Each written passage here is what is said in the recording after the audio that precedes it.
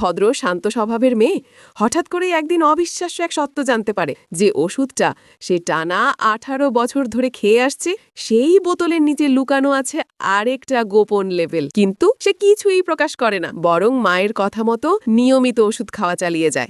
রাতের পড়াশোনার অজুহাতে সে বাড়ি থেকে বের হয়, মুখ থেকে 2টা ট্যাবলেট ফেলে দেয়। আর 18 বছর পর তার মধ্যে জেগে ওঠে একদম বন্ধ করা ক্ষোভ। সে হাতের ঘড়িটাও ফেলে দেয়, যেটা দিয়ে মা তার অবস্থান ট্র্যাক করত, আর ঠিক করে আজ কিছু একটা বদলে দেবে। এই মেয়েটির নাম শিয়া ঝিকুই। সে চিংবেই বিশ্ববিদ্যালয়ের এক মেধাবী ছাত্রী, কিন্তু দুর্ভাগ্য তার মা একজন ভয়ঙ্কর নিয়ন্ত্রণ পাগল নারী। মেয়ে যেন শরীর ও মন দুই দিক থেকেই পুরোপুরি তার নিয়ন্ত্রণে থাকে।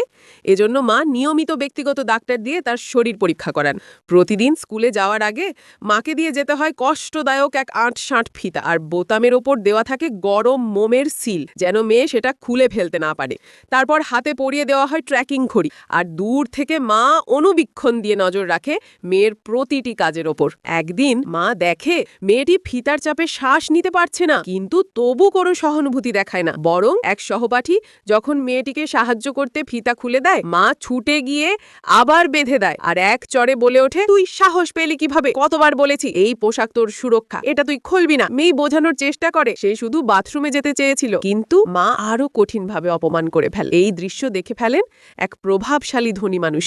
বাড়ি ফিরে মেয়েটি আবার পরিবারের নিয়মের নামে নির্মম শাস্তি পায়। এরপর মা আবার স্নেহভরে ক্ষত পরিষ্কার করে, ওষুধ খাওয়ায়, আর ওই অভিশপ্ত করসেটটা আবার গায়ে জুড়ে দেয়। একদিন মা ফোনে কথা বলছিলেন, আর ঠিক সেই সময় মেয়েটি বোতলটা খুলে দেখে ওষুধের নিচে দ্বিতীয় এক লেবেল। সেটা ছিল এমন এক ওষুধ যা মানুষকে সারা জীবনের জন্য বাকরুদ্ধ করে দেয়। সেই মুহূর্তে তার মধ্যে বিস্ফোরণ ঘটে। সে আর চুপ থাকা ভদ্রমেয়ে নয়, সে হঠাৎ করেই এক অচেনা লোকের গাড়িতে উঠে বসে, মায়ের চোখের সামনেই এমন কিছু করে যা মা কোনোদিন ক্ষমা করবে না। যখন সেই বাঁধন মুক্ত পোশাকটা মাটিতে পড়ে যায়, সে প্রথমবারের মতো মুক্তির স্বাদ পায়। লোকটি অবাক হয়ে দেখে আর বলে, তুমি ভালো করেছো, আমি খুশি। সে ভাবে ব্যাপারটা এখানেই শেষ, কিন্তু জানে না এই লোকই আসলে ওনচ্যাং শহরের সবচেয়ে ক্ষমতাশালী আন্ডারওয়ার্ল্ড বস, যিনি তার ভাগ্যই বদলে দেবেন। পরের দিন বাড়ি ফিরে সে আবার মায়ের হাতে নির্যাতিত হয়, তবু সে ভয় না পেয়ে প্রতিরোধ করে।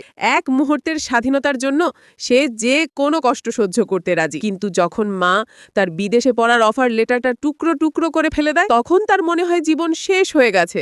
বিদেশে পড়তে যাবে, আমাকে ছেড়ে যাবে? স্বপ্নেও না, তুই কোনো দিনই মাকে ছেড়ে যেতে পারবি না। কিন্তু ভাগ্য এবার তার পাশে দাঁড়ায়। ঠিক তখনই সেই রহস্যময় মানুষটি বিয়ের প্রস্তাব ও উপহার নিয়ে তাদের বাড়িতে হাজির হয়।